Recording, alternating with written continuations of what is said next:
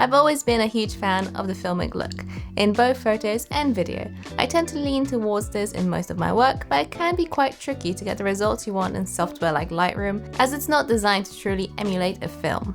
And while shooting on film is fun, it can quickly become very expensive. So I have been testing DxO FilmPack 8 to see if I can get the results I want at a fraction of the price. My name is Vera, and in this video I'm going to go over why and how I use FilmPack 8 in my workflow. Full disclosure, DxO did sponsor this video, but I have just been using it as I normally would to see what I actually like and how I can use it to get better results. But if you do want to check it out, there is a link to a free trial in the description below, and you can also use our affiliate link to get 15% off if you do decide to purchase the software. You can use FilmPack 8 as a standalone software or via a Photoshop plugin as well. It offers faithful emulations of a huge range of film, and you can also use it to invert negatives if you're scanning film as well. I particularly like using a filmic look for portraits, travel photography, and even events because it has such a timeless feel. I even tend to use it in my video work with plugins like DxO, especially for wedding videos, because when you're shooting across lots of different environments, a film look helps make everything look more cohesive.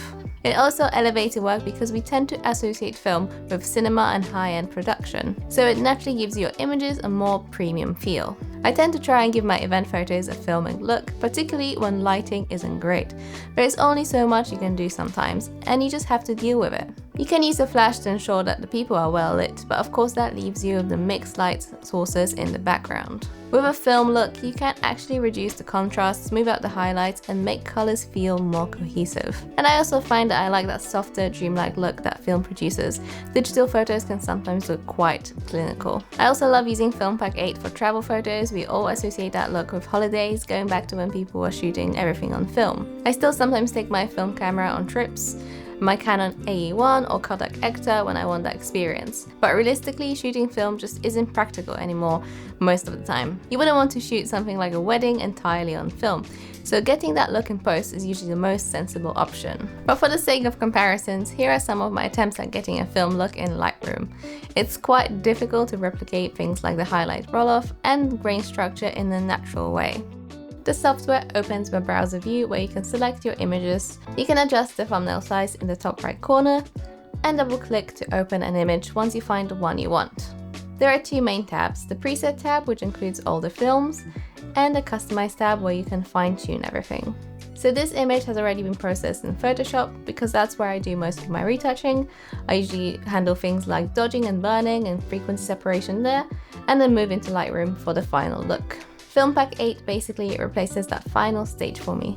There are just so many legendary films included, which is amazing, but also a bit overwhelming at first, so I would definitely recommend filtering them and favoriting the ones you like. One of the features I love is when you apply a film, you also get a small panel on the left explaining its characteristics and a bit of history, which is actually really helpful.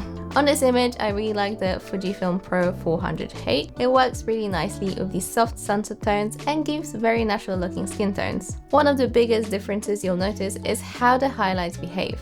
Digital highlights tend to clip quite harshly, whereas film has a much softer roll-off, and that just works so well in this image. How the light is handled is a huge part of different films. You can quickly cycle through the films using the arrows, and you can use the eye icon to compare with the original image. The grain rendering is also really impressive. It's not just adding noise/grain, it's actually simulating how grain behaves depending on the film and format.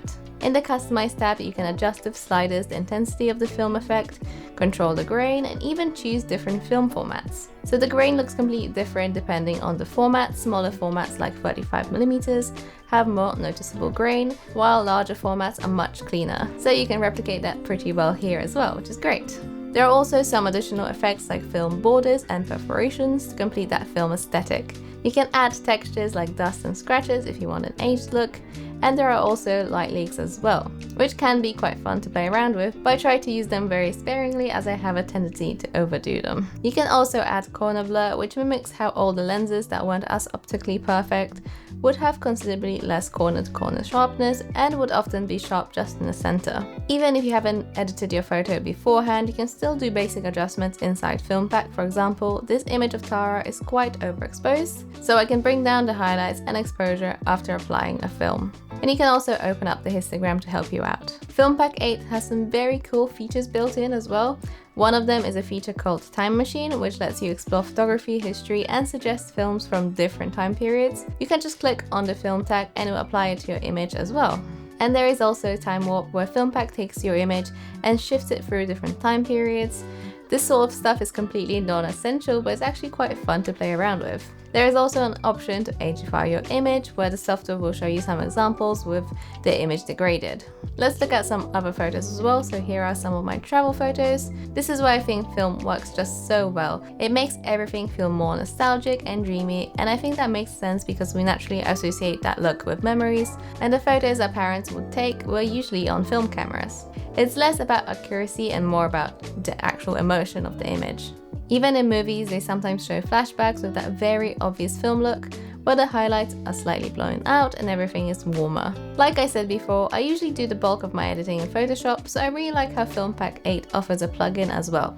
So I can apply a filter as a separate layer after I am done with all my other work. It just integrates into my work really well. Performance has been really solid as well, previews load quickly, switching between films is smooth, and I haven't had any stability issues. DxO FilmPack costs £129.99, and there is also a free trial if you ever want to try it out. Everything is linked in the description below. Overall, I have been really impressed with how the software emulates films. It does include some other filters too, so you can explore that as well, even things like a 2020 smartphone filter. And I'm really looking forward to using it for some of my upcoming jobs. I wouldn't use this on every single image and for every single project. For example, it wouldn't work quite as well for photos of a super high-tech lab. But for portraits, travel, events, it's a really incredible tool for adding character and telling more of a story. If you love that film look as well, but don't want the costs and limitations on shooting on film, this is probably one of the easiest ways to achieve it. So that's it for this video. Let me know in the comments section below what you think of FilmPack, or if you have any questions. If you like this video, do give it a thumbs up and subscribe for more. We're almost at 100k, so we'd greatly appreciate your help with getting us there. You can also follow us on Instagram, and I'll see you on the next one. Bye!